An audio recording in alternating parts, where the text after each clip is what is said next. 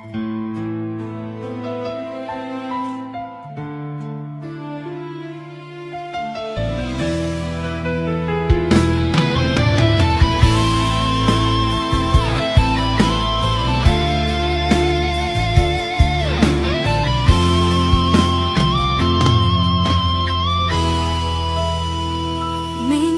may leader na may tapang at puso.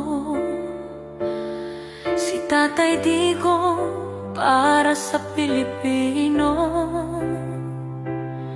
Tinindigan ang tama, nilaban ang mali. Ngunit siya ngayon tila nakapiit sa dilim. Habang ang bansa'y lumulubog sa baha, sa kasinungalingan at pangungurakot ng iba, ang mga traidor malay at nakatawa. Ang tapat na puso ang siyang nagdurusa.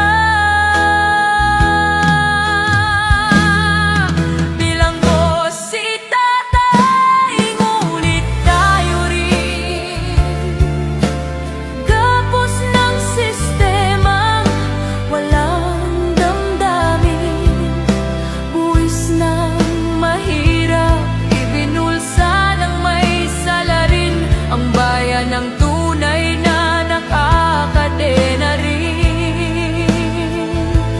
Kahit siya'y ikinulong ng kapwa't batas, ang tapang niya'y apoy na di kailanman magwawakas.